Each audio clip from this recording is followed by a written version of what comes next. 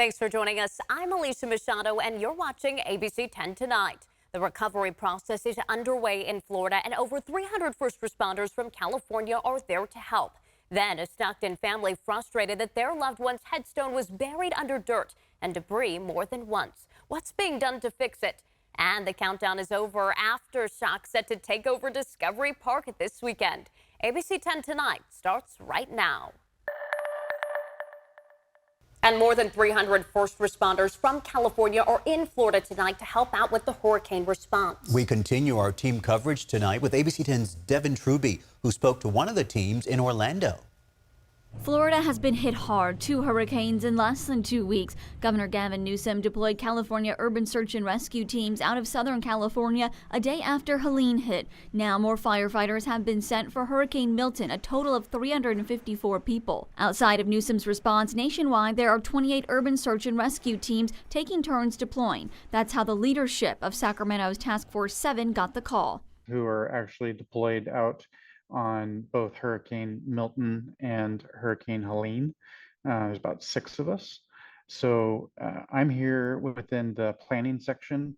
I help coordinate the units and identify where they're going to work and what their work assignments are. Other members of Task Force 7 leadership, sponsored by Sacramento Fire, are running logistics and supporting crews with FEMA. Assistant Chief Parker is currently in Orlando working. The scope and scale is kind of hard to describe. The amount of damage that's going across the entire state of Florida. Parker says this is one of the largest responses he's been involved with, but for this incident in particular, they've collected the most data of any incident. We use programs to make sure that we track the properties and we put specific icons, and when we notice that a house is either damaged or it's cleared, and we do a really good job to present the information in near real time to the decision makers, and those decision makers may be all the way to the FEMA branch office in Washington, D.C., or even higher than them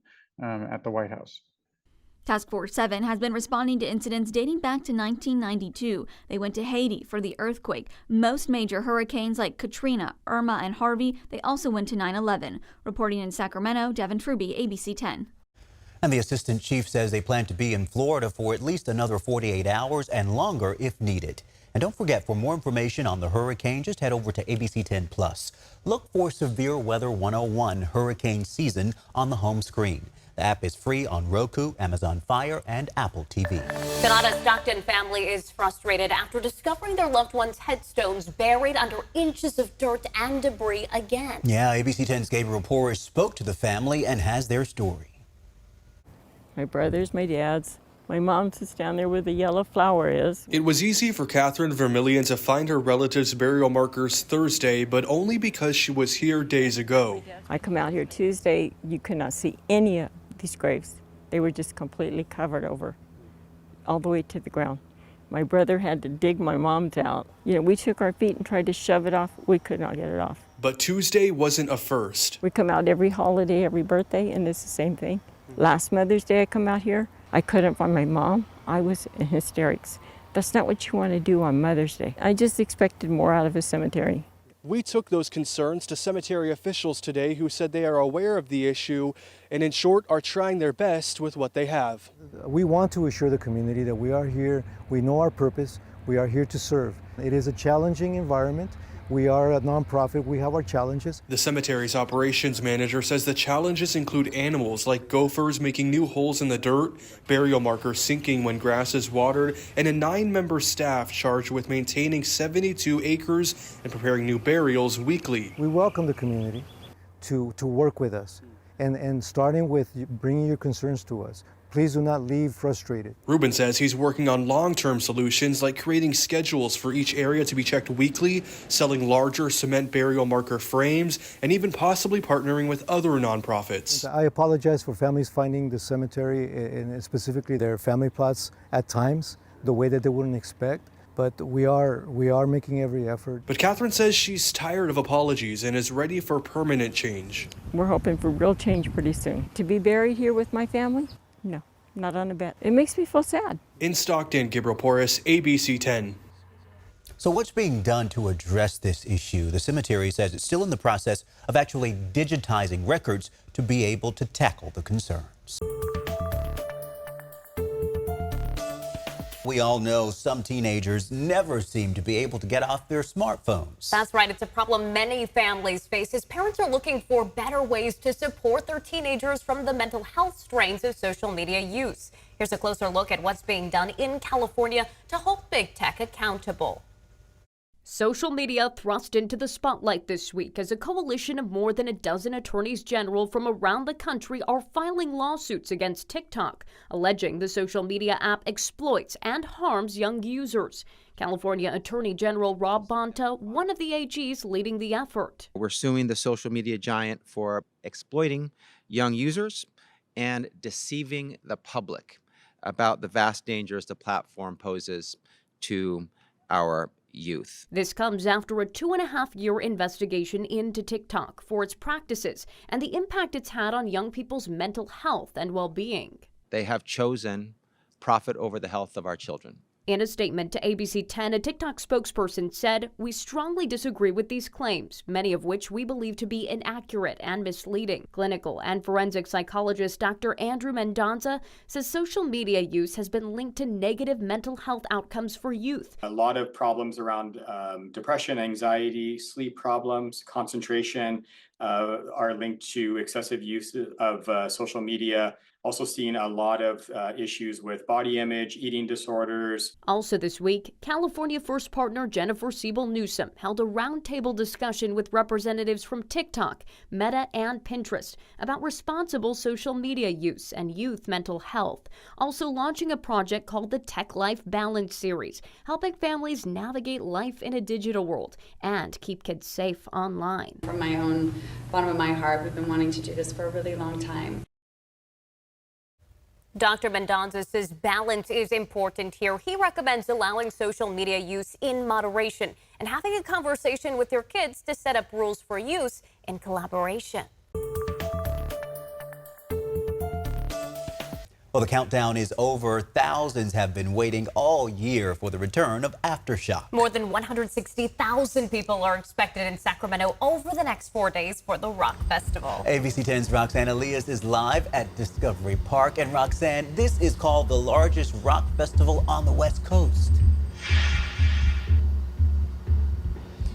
Chris, it is, and let me tell you, it's a little hard to hear because they're already rocking out behind me. The doors here have officially opened. Dozens of people coming in here just ready to have a good time. A lot of headbanging here, of course, as you can imagine. But hey, there's a few things you need to know before you head out here. It's opening day for the 12th annual Aftershock Festival, the largest hard rock festival in the West Coast. I'm from Yuba City and I come to Aftershock every year. It's a great time. But the festival attracts people to the capital city from hundreds of miles away too. Heather Gentry and her friend flew in from Idaho and are staying in Rancho Cordova. I think that there's a lot of bands who are playing right now that are not going to be playing for much longer. So there's a really kind of a historical opportunity to see them play before they retire. About 40,000 fans are expected to attend per day. Visit Sacramento says it brings in more than $28 million in economic impact to the region. Fills everything up, all the Airbnbs, all the VRBOs. This is something also that when these folks get out of this festival, 11 o'clock on the weekends, they're going to the restaurants, they're going to the bars. Mike Testa says about 70% of the attendees don't even live in the Sacramento region. Many are still flying in. The Sacramento International Airport says Thursday through Monday, they anticipate a total of 265,000 passengers inbound and outbound, though there's no official count on how many of those are for Aftershock. And before you make your way here to Discovery Park, there are a few things to know. We ask that everyone take 5 or 10 minutes, go to aftershockfestival.com, read our FAQs. We have tons of them. Really, fine-tuned by the fans throughout the years. And remember, parking will not be available at Discovery Park. Shuttle passes from Cal Expo are about $140 for the weekend or about $42 per day. We have 2 different rideshare drop-off locations. We also have a bike parking. You can come on foot. Back out here live, SAC-RT is offering free rides for people who have tickets and wristbands for that day. They're also providing supplemental bus services for people throughout the entire weekend. So one way or the other, there's some way to make it here to these gates. I'm live in Sacramento. Roxanne Elias, ABC 10 News. Looks like a lot of fun and still more fun to come this weekend. Roxanne, thank you. We have a lot of information to give you here, so bear with me. I know it's a lot of text on this screen, and all of this information, by the way, you can find on our website, abc10.com. I wrote a huge article yesterday with all you need to know about parking around Aftershock, other options to get there, park and ride, and road closure information. So let's start with parking. No on-site parking is available, only ADA options. So there are some lots around the park, but on the website, Aftershock says they're not affiliated with the festival, so park at your own risk. Other options here, you can bike there. Saba will be out there, and it is a bike valet. It is free of charge, so they will hold on to your scooters, your bikes, your skateboards during the show. So bus service and also light rail service to get to downtown. SAC-RT is offering free rides with admission. So make sure to present your ticket to whoever is driving your vehicle there to show proof that you are going to Aftershock. And they do have a supplemental bus service bringing people from downtown toward the Arco station outside of the venue. There's also rideshare options, 2 different drop-off areas, Jaboom Street and Garden Highway. And then they do have a park and ride shuttle as well. That is leaving from Cal Expo, and it will take you to and from the event. You can either buy a full weekend pass, a daily pass, but each person that rides the shuttle needs a pass. It's not just per car, so that's something to keep in mind there. In terms of road closures, I did reach out to Sacramento police to see what those are through the area. Just overall, expect a lot of traffic along I-5 near the Discovery Park area, both southbound and northbound. Garden Highway will be impacted, as well as Jaboom Street, obviously there.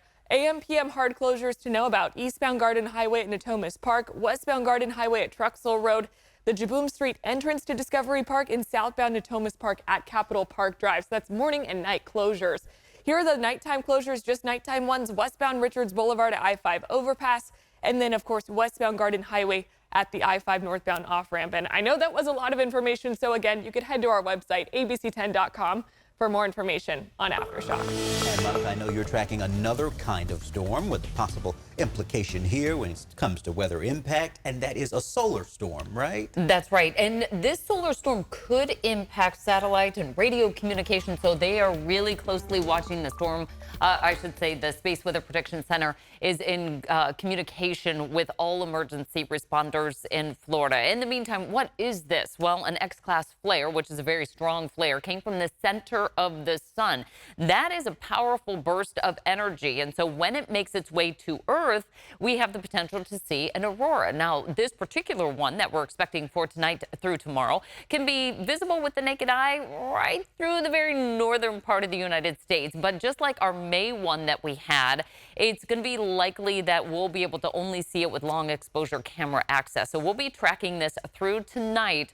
I hope you'll be able to stay with us with all of the viewing that we may potentially be seeing. Now, in terms of where we're at right now, this was about an hour ago. This is where some of the solar wind and the best access to see some of that aurora viewing was. We're going to be updating this throughout the course of the next half hour or so into our 6 o'clock broadcast. So we'll be able to get a better idea of where that aurora viewing is happening. But in terms of our sky coverage, again, we had a lot of clouds come through for today, but it is going to be thinning out just in time for that opportunity to see that aurora forecast for this evening. As far as our satellite and radar, just a little bit of cloud cover left over through the northern San Joaquin Valley, but we've got this pocket of clear skies before this next weather maker starts to approach for tomorrow, giving us more clouds into tomorrow night's forecast. But the headlines include the fall temperatures making a return, and it's all the fall feels out there, plus a slight chance of showers still in the forecast.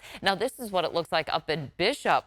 Gorgeous look up there from Gary Skipper. You can see some of those fall colors starting to finally peek through, and the temperatures are falling in line as well. Right now in the Big Mountain backyard, we have clear skies. Our temperatures in the low to mid 80s. Tahoe right now at 69 degrees with sunny skies. As far as our futurecast tonight, we're looking at the clearing skies taking shape. It lasts through tomorrow morning, but then the clouds start to periodically come and go as we track that next weather system off the coast. It looks like our best chance for showers still appears to be north of I-80 early Saturday morning and pretty much stays in that line. We'll see areas of cloud cover, which certainly has a fall feel to it, but in terms of the showers, it doesn't look like they're going to make their way through the Sacramento area and then points southward.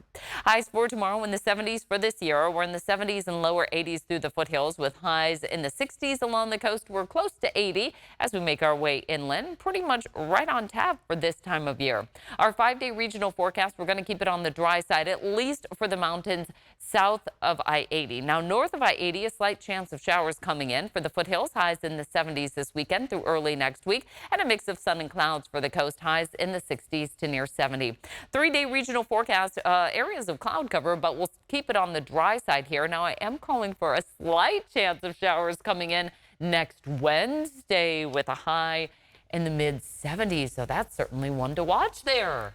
Definitely looking a little bit more like fall than we were last weekend, at least. Very hot. And as we look ahead to Friday night football, to Monica, how are things looking as people kind of dodge drops it all? No drops in here. Like I said, north of I-80 really won't even come in until after midnight. So we're dry for Friday night football. Okay, well, that's good to know. Monica, thank you. Yep.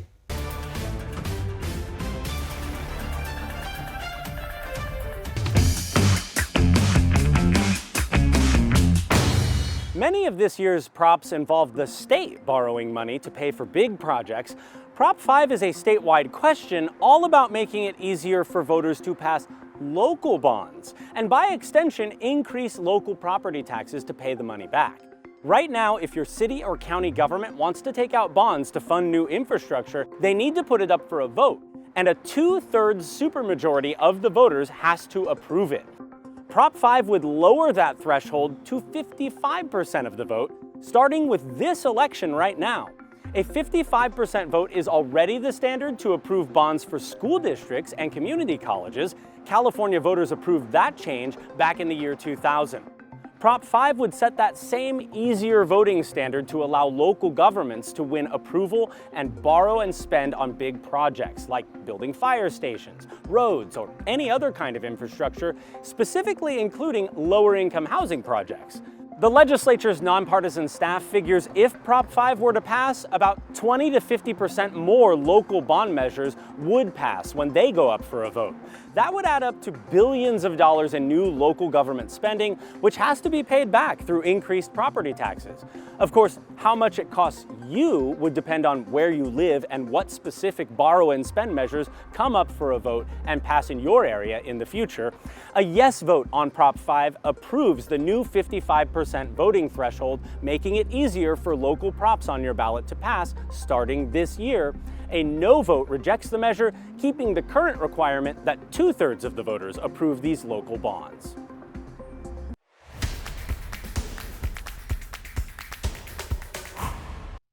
Hey, I'm Kevin John. Happy Friday Eve to you guys. Now, as with every Thursday, it's about that time we introduce you to our Northwest Exteriors Game of the Week. ABC 10's Matt George has the story.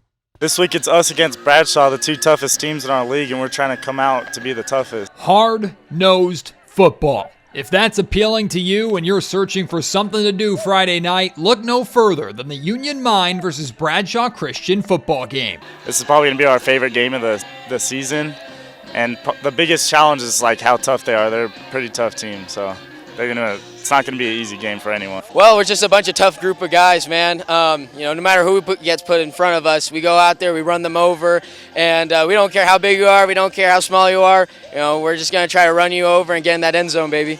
This matchup also has an element of unfinished business for Union Mine. And we didn't do a good job against it last year. We lost to these guys twice. So it's really about kind of trying to channel that pad level and physicality that they're going to bring. The Bradshaw Christian Pride are having a superb season. They are a perfect 6-0 and have been dominating the competition put in front of them.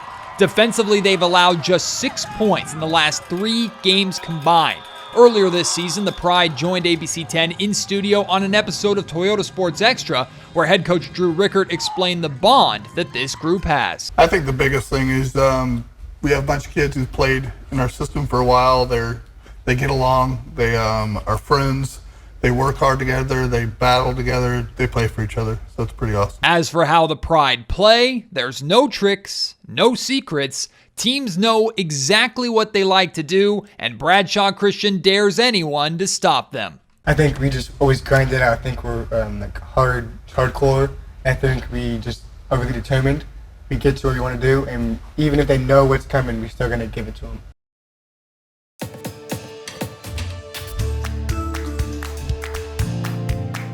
Before complex computer models were available, the only way for engineers to test out a massive project was to make a model. A model just like this. John Bartel here, making a little pit stop at the Bay Model in Sausalito. In the 1940s and 50s, San Francisco was looking for a more reliable source of fresh water, and of all people, actor and theatrical producer John Reber came up with a wild idea to build 2 dams in the San Francisco Bay to keep out salt water. And his idea was to convert these into reservoirs. Right, freshwater reservoirs. U.S. Army Corps of Engineer Park Ranger Linda Holmes says converting the salty bay into a freshwater reservoir would have been the largest civil works project in the country's history, and also would have drastically reshaped the Bay Area. So just this way, the San Rafael-Richmond Bridge would have been a dam, and roughly where the Bay Bridge would have been a dam. And then by filling in Berkeley and Emeryville and then creating a lock and gate system to connect the 2 dams so the ships could get up and over into the ports they needed to go. The project had a lot of support in California, but before the federal government authorized funding, they ordered the Army Corps of Engineers to build a giant model of the Bay Area's water system. It's very old, and as you can see, it's not operating today because it's down for some repairs. Stretching over an acre and a half, the size of 2 football fields, the sculpted concrete model mimicked tides, currents, and river inflows. This was hand sculpted by a group of African Americans. They were referred to as molders. I like to lovingly refer to them as sculptors. Back in the 1950s, building giant models like this one was the only way to see if giant water projects would actually work. And that's a good thing they tested John Reber's idea. His math was a little bit off, and so the long and short of it is it probably would have flooded every community from South Bay all the way through here, all the way up to the Delta.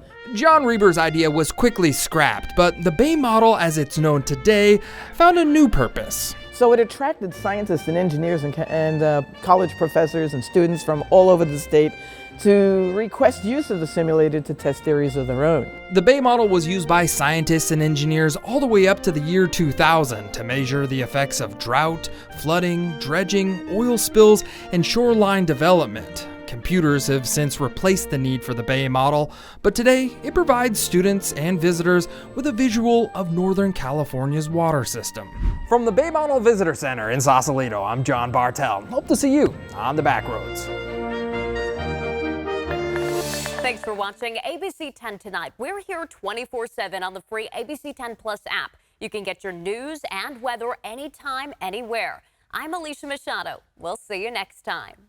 Hundreds of thousands of policies canceled. Insurance here in the state of California is dysfunctional.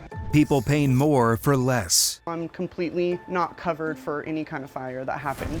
The issue growing. People can't afford to have the most valuable thing they own. With no simple fix. This is a long-term game. We're in the midst of the largest insurance crisis that we've lived through. ABC 10 investigates California's home insurance crisis. Watch Thursday night on To the Point with Alex Bell.